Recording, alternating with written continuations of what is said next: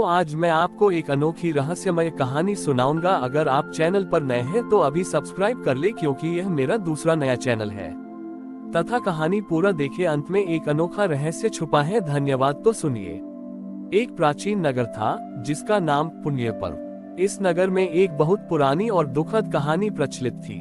सालों पहले दो पड़ोसी परिवार शांति सदन और सुख निवास के बीच एक छोटे से जमीन के झगड़े ने गहरी दुश्मनी का रूप ले लिया था।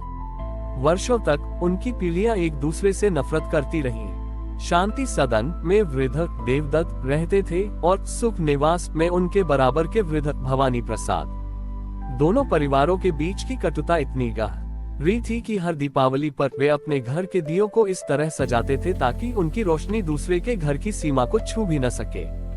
उनके बीच की सीमा रेखा पर हमेशा अंधेरा रहता था, जो उनकी नफरत का प्रतीक था।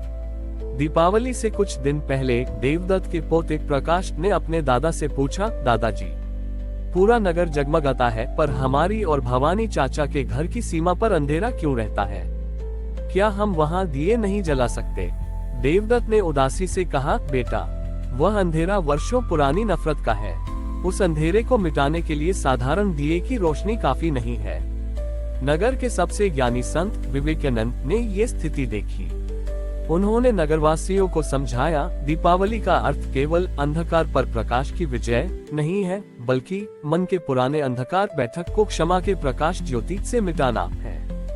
इस वर्ष संत विवेकानंद ने एक नई परंपरा शुरू करने का फैसला किया। उन्होंने देवदत्त और भवानी प्रसाद दोनों को दीपावली की सुबह अपने पास बुलाया। संत ने कहा, तुम दोनों वर्षों से दिए जलाते हो, तुम माँ लक्ष्मी को घर बुलाते हो, पर तुम्हारे बीच का यह अंधेरा लक्ष्मी को वापस जाने पर मजबूर करता है, क्योंकि लक्ष्मी शांति और प्रेम में निवास करती है। उन्होंने एक सुझाव दिया, इस दीपावली तुम दोनों अपने अपने घर के आंगन में दिए मत जलाना। तुम दोनों को एक विशेष दिया जलाना होगा, जिसे मैं अखंड क्षमा ज्योति कहता हूँ। संत ने उन्हें एक एक साधारण मिट्टी का दिया दिया और नियम बताया। भवानी, तुम ये दिया देवदत्त के घर की उस सीमा पर जाकर जलाओगे जहां तुम मानते हो कि उसने तुम्हें सबसे ज्यादा दुख दिया था। और देवदत्त, तुम ये दिया भवानी के घर की उस सीमा पर जलाओगे जहां तुम मानते हो कि तुम्हें सबसे ज्यादा चोट पहुंची थी। दोनों वृद्ध हिचकिचाए। ये बहुत मुश्किल था। जिस जमीन पर वर्षों तक नफरत की लकीर खींची गई थी, वहां जाकर दिया जलाना अपने अहंकार को जलाना था। दीपावली की शाम आए। पूरे नगर में दिए जल उठे, पर शांति सदन और सुख निवास के आंगन अंधेरे थे। दोनों घरों के लोग बेचैनी से इंतजार कर रहे थे। अंततः भवानी प्रसाद का अहंकार पिघला। कांपते हुए हाथों से वह अपना दिया लेकर देवदत्त के घर की सीमा की ओर बढ़ा। जैसे ही वह सीमा के पास पहुंचा, देवदत्त भी अपना दिया लेकर उधर ही आ रहे थे। दोनों एक दूसरे के सामने खड़े हो गए। वर्षों बाद दोनों की आंखें मिली। उन आंखों में न अब नफरत थी, न अहंकार, केवल वर्षों का संचित दुख और पश्चाताप था। बिना एक शब्द कहे भवानी प्रसाद ने वह मिट्टी का दिया देवदत्त की ओर बढ़ा दिया, और देवदत्त ने भी अपना दिया भवानी की ओर बढ़ा दिया। उन्होंने अपने अपने हाथों से अपनी नफरत की सीमा पर एक दूसरे के दिए जलाए। जैसे ही दोनों दियों की लौ जली, एक अद्भुत प्रकाश फैला। वह प्रकाश केवल तेल का नहीं था, वह वर्षों के बैर को मिटाने वाली क्षमा का था। दोनों वृद्धों ने एक दूसरे को गले लगा लिया। बरसों पुराना अहंकार, कटुता और नफरत उस क्षमा की अखंड ज्योति के सामने पिघल गई। जब दोनों परिवारों के बच्चे और पोते पोतियां अंधेरी सीमा पर जलते उस एक दिए के पास आए, तो उन्होंने देखा कि वह साधारण दिया पूरे नगर के सबसे भव्य दियों से अधिक दैवीय और स्थिर लग रहा था। संत विवेकानंद ने कहा, देखो, यही सच्ची दीपावली है। जब तक तुम अपने मन में अतीत के अंधेरे को पकड़कर रखते हो, तब तक लक्ष्मी तुम्हारे घर नहीं आ सकती। लक्ष्मी का आसन क्षमा है, और क्षमा ही अखंड ज्योति है।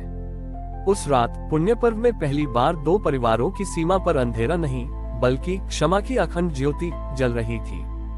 ये ज्योति उन्हें सिखा रही थी कि दीपावली नफरत के अंधकार को मिटाने और प्रेम के प्रकाश को स्थायी करने का पर्व है।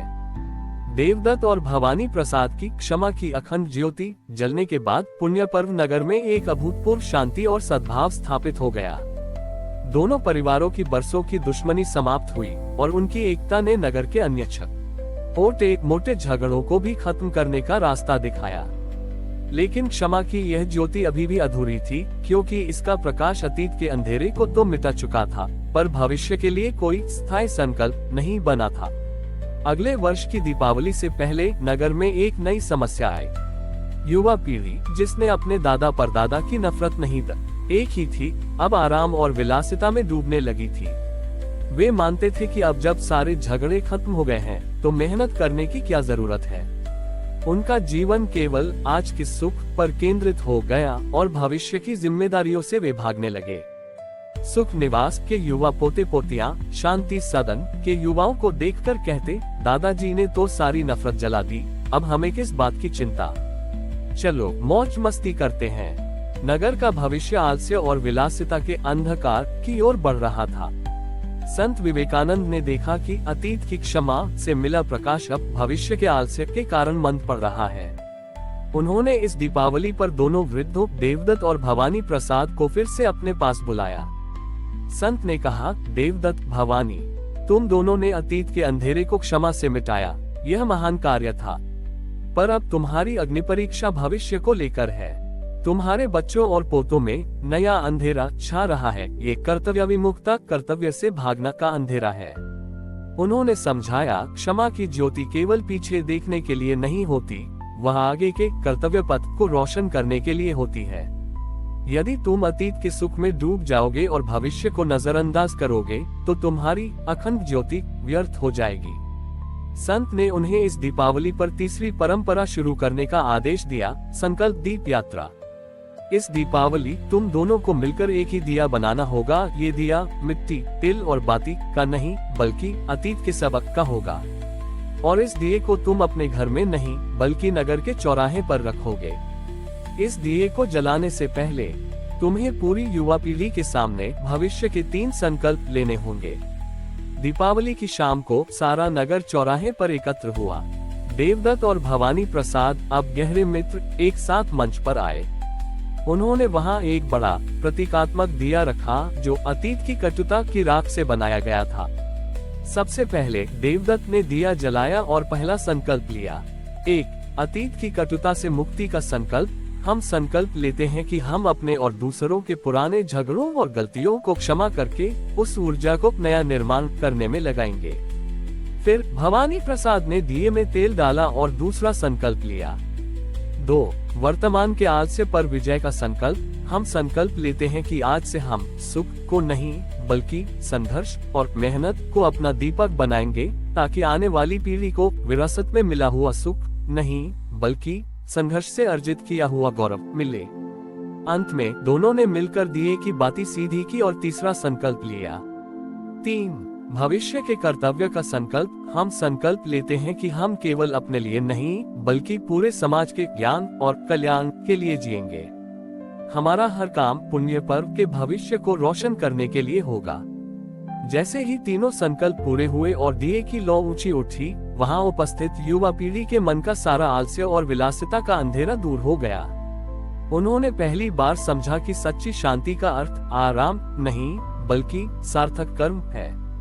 देवदत्त और भवानी प्रसाद ने मिलकर वह संकल्प दीप नगर के चौराहे पर स्थापित किया। वह दिया केवल मिट्टी का नहीं, बल्कि भविष्य के लिए किए गए दृढ़ संकल्प का प्रतीक बन गया। उस दिन पुण्य पर्व नगर में दीपावली क्षमा की ज्योति से आगे बढ़कर कर्तव्य और भविष्य के संकल्प की ज्योति बन गई। युवाओं ने प्रण लिया कि वे अपने पूर्वजों के संघर्ष को याद रखेंगे और आलस्य के अंधेरे को दूर कर नगर के भविष्य को कर्म के प्रकाश से भर देंगे। सच्ची दीपावली वह है जब हम अतीत के अंधेरे को क्षमा करते हैं, वर्तमान के आलस्य को त्यागते हैं और भविष्य के कर्तव्यों के लिए दृढ़ संकल्प का दिया जलाते हैं।